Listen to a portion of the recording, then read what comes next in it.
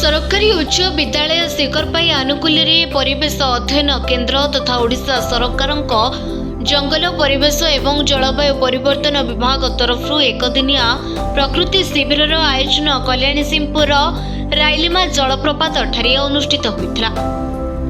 एक कार्यक्रम में मोट 70 जन शिक्षार्थी को नहीं परिवेश सुरक्षा वार्ता प्रचार करने सह विभिन्न कार्यक्रम तथा चित्रांकन औषधीय वृक्ष चिन्हट प्रकृति प्रस्तुत दाना जलप्रपात को प्लास्टिक मुक्त विभिन्न पक्षी चिन्हट विभिन्न कीटपतंग चिन्हट करा कार्यक्रमटी को परिचालन करने मुख्यतः विद्यालय प्रधान शिक्षक श्रीजुक्त रंजित कुमार गिरी पृष्ठपोषकतार तथा इको क्लबर परिचालक तापस कुमार दलाय तत्वावधान आयोजित होता। कार्यक्रम में मुख्य अतिथि भावे दिलीप कुमार परिड़ा परिवेश विभाग राज्य कोऑर्डिनेटर जोगदे एही बार्ता देइछन्ति कि शिक्षा केवल विद्यालय चारिकांत कोठरी मध्य सीमित न रही बाहर मध्य शिक्षा अर्जन करिपारिबे एवं प्रकृति जदि सुरक्षा देबा ताहले एक सुंदर सबुज रंगर पृथ्वी पाइबा आमे माने ही प्रकृति को नष्ट कर देउछु तार सुरक्षा आम समस्तक कर्तव्य। शेष में विद्यालय समस्त शिक्षक शिक्षयित्री और अन्य कर्मचारी को नहीं पुरस्कार प्रदान करा। नवम श्रेणी छात्री सरकारी उच्च विद्यालय शिखरपाई तरफ आज आम नेचर कैंप को आसीचु राइलिमा को एठारे आसी बहुत खुशी लगुच आम देखुचे चतुर्पार्श्व वृक्षलता और पशु मान देखी बहुत खुशी। नमस्कार, मु बसंत कौशल्या सरकारी उच्च विद्यालय शिखरपाई विज्ञान शिक्षक। आज आम पाखापाखि 80 जन छात्र छात्री मानक नहीं राइलिमा आसीचु जोटा कि आम माने कल्याण सिंहपुर ब्लॉक रो गोटे सुंदर स्थान जो कि वाटरफॉल अच्छी ता सहित आम सब बेले श्रेणी गृह जो छात्र छात्री मान पाठ पढ़ाऊ एटा हूँ गोटे नेचुरल परिवेश जो पिला माने विभिन्न प्रकार औषधीय वृक्ष ता सहित विभिन्न प्रकार जीवजंतु सबको पिला माने निज आखिरे देखिबे एवं विभिन्न प्रकार गछ तार पत्र किभली भाबे रहउची ता सहित आमर जो समस्या जहाँ आम देखा पाउचे जे जनसाधारण निजर सुविधा बोली जंगल पड़ी ता सहित वृक्ष को काटी नबा तो युवा जो समस्या अच्छी निहाती आमर जो प्राकृतिक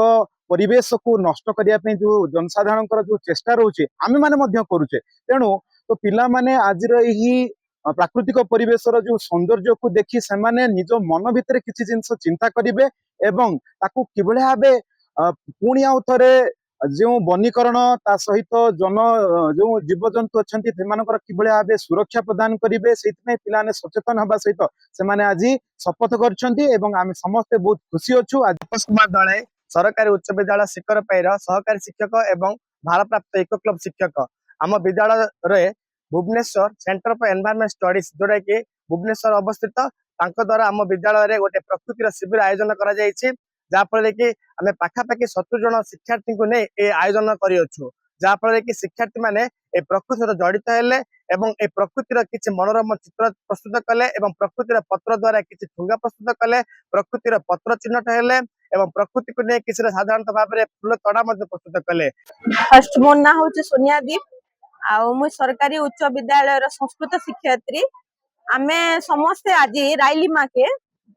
नेचर कैंप लगी आसलु राइलिमा बोली गोटे जगह अच्छे रायगड़ा डिस्ट्रिक्ट रे बहुत सुंदर अच्छे पूरा प्लेस टा बुल्लु आउरे बहुत एंजॉय कले पिला माने बहुत किसी सिखवा ले पाइले नेचर रो पशु पक्षी सब किसी देखवा लगी भी मिलला आउ बहुत कंपटीशन हला 2-3टा कंपटीशन रखी थिले